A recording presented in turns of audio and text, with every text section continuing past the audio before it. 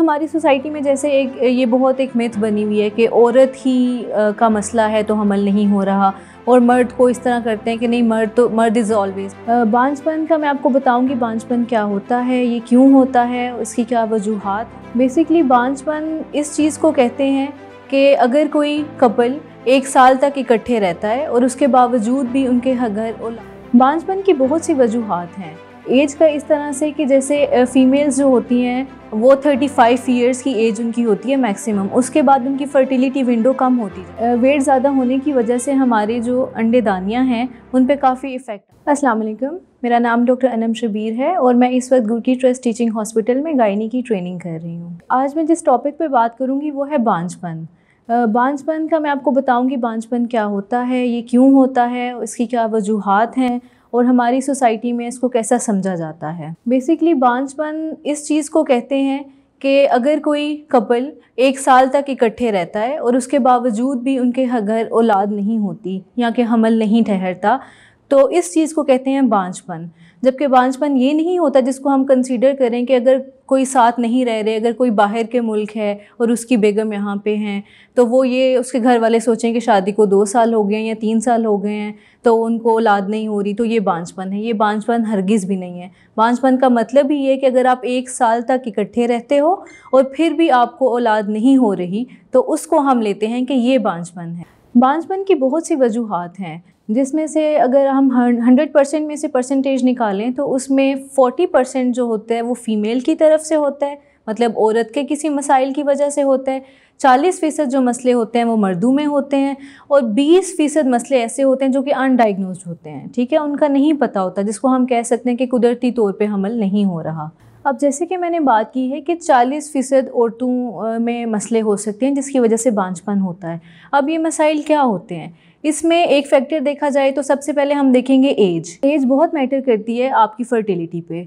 As का इस तरह से कि जैसे फ़ीमेल्स जो होती हैं वो 35 ईयर्स की एज उनकी होती है मैक्सिमम, उसके बाद उनकी फर्टिलिटी विंडो कम होती जाती है, मतलब वो उसके बाद उनके एग्स की प्रोडक्शन, उनकी जो ओवरीज होती हैं, अंडेदानी होती हैं, उनके अंदर जो अंडे बनने की मिकदार है वो कम होती जाती है 35 ईयर्स की एज के बाद। कंसीव करने की एक बड़ी वजह ये भी होती है आजकल जैसे कि वेट का बहुत इशू है। अच्छा, वेट जो है, वेट ज़्यादा होने की वजह से हमारे जो अंडेदानियाँ हैं उन पे काफ़ी इफ़ेक्ट आता है, जिस पे हम आम ज़ुबान में कहते हैं कि वेट ज़्यादा होने की वजह से कि अंडेदानियों पे चर्बी चढ़ गई है, जिसकी वजह से मैच्योर एग नहीं बनता। अगर मैच्योर एग ही फीमेल की तरफ से नहीं बनेगा तो ज़ाहिर है फिर हमल नहीं हो सकता। फिर एक और बड़ी वजह ये भी होती है हमारी सोसाइटी में कि लोगों को पता ही नहीं होता कि उनके फर्टिलिटी डेज़ कौन से होते हैं, ठीक है।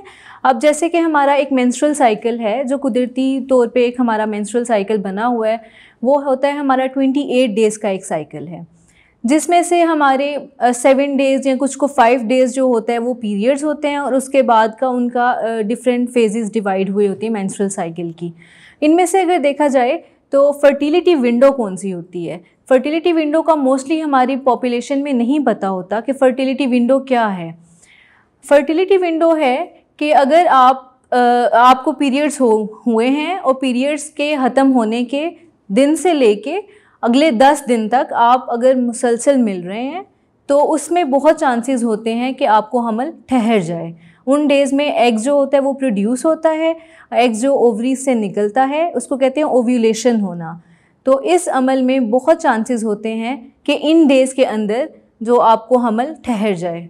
एक और बहुत बड़ी वजह फ़ीमेल्स में है कि इन्फेक्शन मतलब जैसे फ़ीमेल्स कहती हैं कि गंदा पानी पड़ना। गंदा पानी अगर बदबूदार है और उसके साथ अगर आपको हारिश होती है तो उसको ट्रीट करना बहुत ज़रूरी है। वो एक मेजर फैक्टर है कि उसकी वजह से भी बच्चा या हमल नहीं ठहरता। हमल ना होने की एक और वजह ये भी है कि हमारा लाइफस्टाइल ऐसा हो गया है कि हम बहुत सुस्त रहते हैं, हम हर टाइम बैठे रहना, हमारी कोई चहल कदमी नहीं है, मतलब हम ज़्यादा टीवी देख लिया और इस तरह से सोशल मीडिया पे बहुत ज़्यादा हम एक्टिव रहते हैं, लेकिन उस तरह से हमारी लाइफस्टाइल जो है वो बहुत ज़्यादा डिस्टर्ब है। हमारी लाइफस्टाइल में एक्सरसाइज नहीं है, हम अपने आप को, अपनी हेल्थ को इतना टाइम नहीं देते।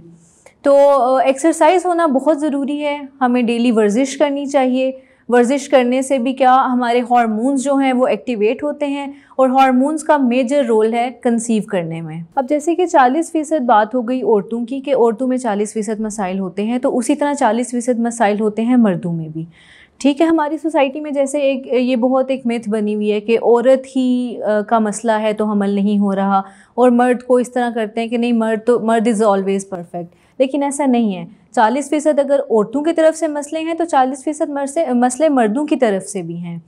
और मर्दों के मसाइल में कुछ ऐसे मसाइल हैं कि जैसे प्रोडक्शन, स्पर्म की प्रोडक्शन कम होना, ये एक बहुत मसला होता है मर्दों में। जैसे कि आजकल बहुत ट्रेंड है स्मोकिंग का, तो मर्दों में एक वजह ये है स्मोकिंग की वजह से भी हमल नहीं होते।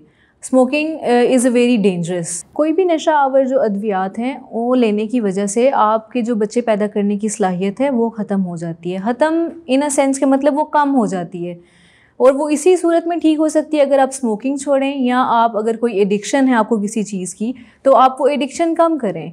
वो कम करने से आपके सारे मसाइल हल हो जाएंगे।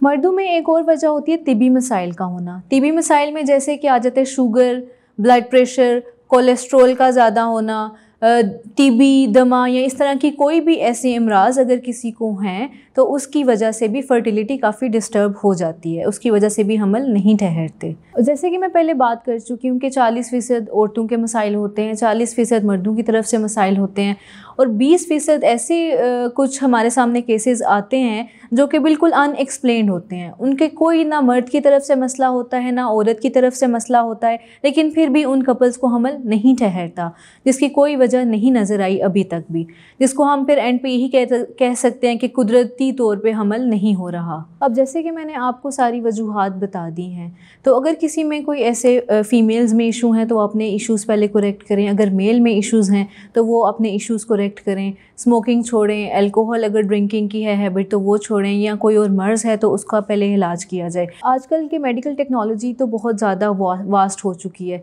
इसमें भी बहुत से हमारे पास बहुत से वेव्स हैं कि जिसमें हम अगर कोई कपल अगर कंसीव नहीं कर पा रहा अनलेस अनटिल कि उसको कोई ऐसा मसला भी नहीं है, फ़ीमेल भी ठीक है, मेल भी ठीक है, कोई इशू नहीं हो रहा, तो उसके भी फ़र्दर हम जैसे कि ओव्यूलेशन इंडक्शन देते हैं, हम कुछ ड्रग्स के ज़रिए हमल करवाने की कोशिश करते हैं। फिर भी अगर नहीं होता, फिर एक टेक्निक्स आई हुई है इन विट्रो फर्टिलाइजेशन जिनको हम कहते हैं, उसके ज़रिए भी हम आजकल हमल करवा रहे हैं। लेकिन फिर भी मैं ये एक बात करूँगी कि अगर इन सब कोशिशों से भी नहीं होता तो हमें अपने मामलात को अल्लाह के हवाले भी कर देना चाहिए। ये हमारे इख्तियार में नहीं है ये वाली बातें। एक और प्रेशर हमारी फैमिली में फ़ीमेल्स पे ये भी बहुत है कि शादी के इतने साल हो गए हैं या इतना टाइम गुजर गया तो ये अभी तक प्रेग्नेंट नहीं हुई, तो वो फ़ीमेल्स एक अंडर प्रेशर रहती हैं। प्रेशर की वजह से हार्मोन्स काफ़ी डिस्टर्ब रहते हैं। डिस्टर्ब हार्मोन होंगे तो आप कंसीव कभी भी नहीं कर पाती। It's about how and when to get pregnant. It's about कि आपने किस टाइम पे कंसीव करना है, ये आपने सोचना है, आप कपल ने सोचना है, ये सोसाइटी ने नहीं सोचना। जब आपको लगे कि you are now able enough to conceive तो फिर आप अपने ये सारी चीज़ों को देखें कि ये सारी चीज़ें अगर आप में ठीक हैं तो फिर आप किसी डॉक्टर को अप्रोच करें और फिर आप ट्रीटमेंट लें इसके मुताबिक। मैं उम्मीद करती हूँ कि मेरे इस सेशन से आपको कोई फ़ायदा हुआ होगा, और अगर आपके जहन में कोई सवालात हैं, अगर आप कुछ पूछना चाहते हैं तो आप नीचे कमेंट्स में आप पूछ सकते हैं। आपके जो भी क्वेश्चंस होंगे हम उनका आंसर करेंगे, हम नेक्स्ट सेशन में इंशाल्लाह उनका जवाब दे देंगे।